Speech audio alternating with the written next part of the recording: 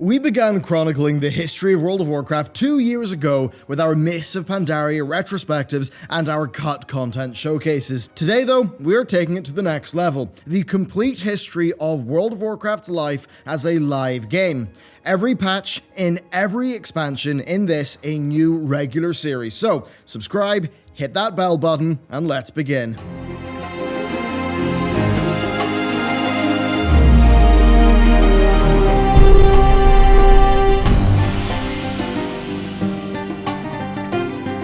Release day, patch 1.1. Excitement, wonder, and perhaps a little bit of frustration. After all, that install process took 5 CDs. Once you had the game finally installed though, you were greeted with that exceptional opening cinematic, your server selection, and character creation. A screen that many were stuck at for hours as they looked at online random name generators and tried to come up with something. And after all that was done, you were off on your way to Azeroth. And despite being released, this was not the first version of Azeroth. The game had went through an extensive beta testing cycle, and as such, its launch patch 1.1 had huge changes, with the first hitting players as they made their characters. Racials. First off, adding to how difficult it was to decide on a character, racial traits and abilities were introduced with this patch. Prior to this, the races in the game were only separated by their base stats, something that had been a staple of RPGs in the past. After all, we'd rather be punched by a gnome than a tauren.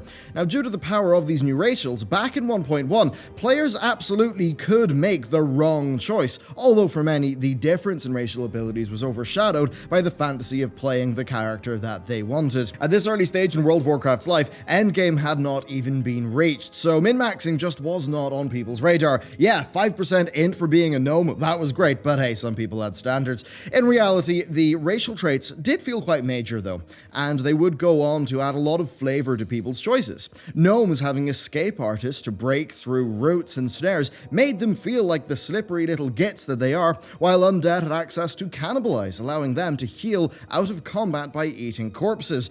Grotesque, yes, but those little things really did help define the experience of players. Now sure, there were some less interesting racials, but even they did manage to guide players towards certain fantasies and playstyles. Giving tauren a bonus to herbalism did not amount to much of a gameplay benefit, but because it primed many tauren players to pick herbalism, it would reinforce the idea of them being a race of gentle, flower-picking people.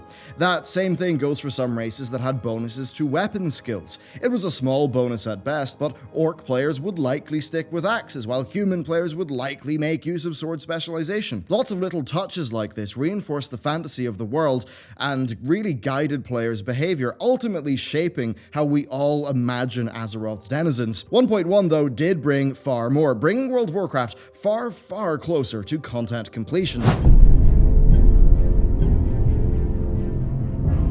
Patch 1.1 added a Nyxia's Lair and Molten Core. Mostly, instead of having full loot tables, they actually dropped placeholder gear at this stage, and this does suggest that Blizzard knew it would take quite a while for people to reach the end game of World of Warcraft. After all, these raids were mysterious end game areas that required completing pretty major quest lines to actually enter.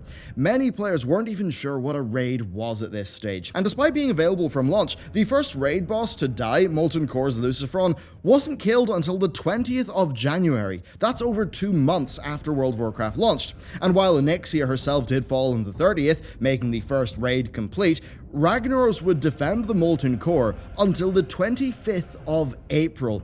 A pretty massive time as compared to today's raid bosses. Gearing up and completing raids really was a long-term goal in this era, and I think those timelines really do show it. Patch 1.1 also added a ton of quests across the world, with both the Eastern and Western Plaguelands seeing major additions. Then also, prior to 1.1, the Horde really got the short end of the stick, as both Ashenvale and Desolace were, well, desolate for them. 1.1 changed that, greatly bolstering the Horde questing on Kalimdor, giving them a lot more variety than just shades of red and brown. Going from Durotar through Barrens down to Thousand Needles and then into Tanaris, well, that would have left some unfortunate players staring at dirt and dust for weeks. The Barrens, of course, being so central to the Horde is what defined a significant portion of early leveling for those players, and we all know what Barrens chat was like back then. If you didn't experience it, well, I think you know its reputation.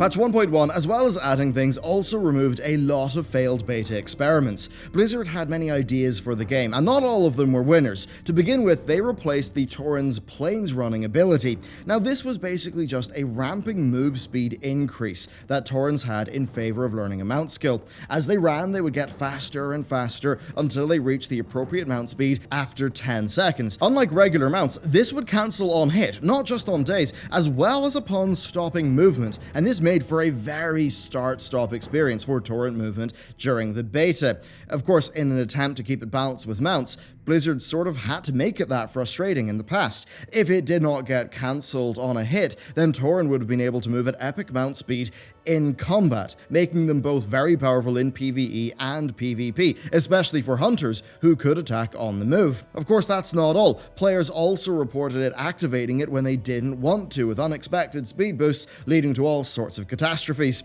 It's a bit of a shame they couldn't work out the balance of this, because it definitely was a unique thing for the Tauren. While the Kodo mounts that they added as a replacement look fine and do fit the Tauren well, you really can tell they were late additions to the game, as mounted Tauren were not taken into consideration when Blizzard made doors. In fact, the Tauren themselves were so large that they could not jump through the window to get into Molten Core. They instead had to use the entrance located at the back of the Blackrock Depths. That's far from all that they removed though. Next, we've got a glance at one of the potential missteps that Blizzard swerved away from at the last minute. They reduced the durability loss from combat and added the 10% death penalty to make up for it. Now, before this, there was no death penalty beside having to corpse run, although they did toy with XP loss early on in the beta. On that front, they also changed the spirit healer behavior. Now, we've all been there before. You're exploring an area, you shouldn't get into it, and a mob crushes you. The trek back would be time-consuming and awkward, so you would begrudgingly accept the summoning sickness. Though, in patch 1.1, summoning sickness's duration scaled with your level beyond 10 minutes, and it did 100% damage to all of your gear. Sounds rough, doesn't it? Well, before that, instead, it removed a chunk of your experience. Most MMOs in this era did punish death in a decently hardcore manner, removing either experience or items. World of Warcraft actually broke this convention by only punishing you with a little walk. For an example, Final Fantasy XI would remove chunks of XP on death, resulting in players having to re-level if they died too often. World of Warcraft absolutely was a game designed for casual play at the time as compared to its contemporaries, even though it did have high time requirements that make a lot of modern players maybe think that's a bit hard to believe.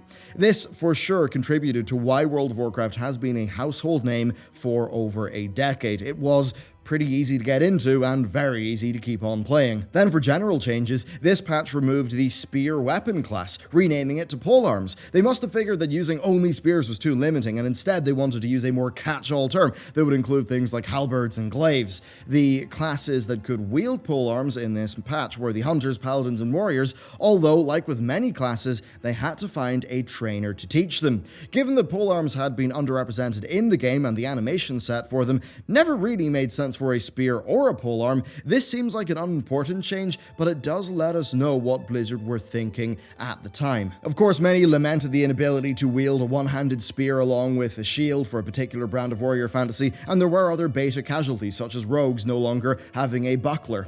Now, on the topic of gear, patch 1.1 also removed the ability to swap armor in combat. Now, before this, anything could be worn or taken off. Vanilla was full of really interesting and sometimes unintended weapon swapping behavior, like warriors swapping weapons along with stances and rogues initiating ambush with a dagger, but then changing for a slower weapon before the damage calculation happened. More generically, this enabled offhands and on-use effects to be swapped in, activated and then swapped out, like the Skull of Impending Doom. Now this one was just wild, particularly in PvP. You see, it would do some self-damage, and that would potentially break a polymorph, then you would get a 60% move speed buff for 10 seconds. Now, imagine you're a mage, you've polyed somebody, you've blinked away, and suddenly they're running at you at 60% move speed. If it wasn't removed, armor swapping, in addition to things like that, also would have given players the ability to just get naked right before they died in order to avoid durability damage, something that would have made your corpse finding travels a little bit more awkward. Now, this could have enabled some very interesting mechanics, but I think it's quite clear that armor swapping would have been far too much. Honestly, this might have even resulted in tanks carrying tank and DPS gear and swapping in between them in time with boss swings for their own ability usage, which would have been wild. 1.1 also added Paladin and Hunter talents. Yep, these were unavailable until the last second. While I don't believe either of the classes were noticeably worse than others, this does show the kind of timescales for implementation that we're working with when it comes to vanilla. Blizzard were right up to the wire with so much of the game, really core fundamental parts of the game, and really at this stage some classes needed a lot more love than others. In fact, this patch significantly changed Paladins across the board. They renamed the seals to Blessing, and then added new seals, removing some of their auras like Healing Aura, but splitting Resistance Aura into separate spells rather than just being one combined. Now, Hunters didn't get major changes, but they did get access to their track spell, and Blizzard made a very important move. They, in a move that, saved the Hunter class fantasy quite a bit, renamed Outdoorsmanship to Survival and Ranged Combat to Marksmanship. Perhaps they were placeholder names, but they certainly were awkward. Of course, other classes had interesting changes too. Warlocks learned the Fell Hunter, Inferno, and the Curse and Ritual of Doom in this patch. Now, while the Ritual of Doom is not exactly the most reliable ability in the universe, it is extremely flavorful. Having a full party of 5 summon a Doom Guard, knowing that one of them will die, that's a pretty exciting event. And even worse, the Doom Guard was hostile and it needed to be enslaved. Now, this meant that if the Ritual's dice rolled such that the Warlock died, well, the Doom Guard would just run rampant on the surviving 4 party members. A very exciting experience, maybe not a beneficial one, but certainly a lot of flavor. Now, one of the most important class changes in this patch, and a controversial one that you have no doubt heard about, is the addition of priest racial abilities. Priests had 2 unique spells depending on what race they were, tying into the fact that each priest would have been following a different religion of sorts. So over on the Night Elf side, they had access to Star Shards, a weak version of Starfall that could channel on a target for damage, and then a Loon's Grace, a 20% dodge cooldown. Humans had access to Desperate Prayer, a small self-heal, and Feedback, which was a cooldown that damaged and burnt the mana of magical attackers. The Undead had Touch of Weakness and Devouring Plague, whereas the Trolls had Hex of Weakness and Shadow Guard. Most of these spells were little bits of race-themed flavor, but there is one that stands above the others, quite significantly. Dwarves, in addition to having Desperate Prayer, had Fear Ward. Now, Fear Ward was a buff that protected against the fear effect. It lasted for 10 minutes, and it had a 30-second cooldown. And yeah, that one is just wild, especially given how powerful and common fears were in both PvE and PvP. This was just an insanely useful spell, and while the Alliance and the Horde had tons of contention over their faction differences, Fear Ward was one of the biggest talking points. Dwarf priests had this perception of just being the best priests thanks to this one spell, even though the other priest races did have their own advantages. By the time that it became available to everyone years later, Fear Ward had been severely nerfed.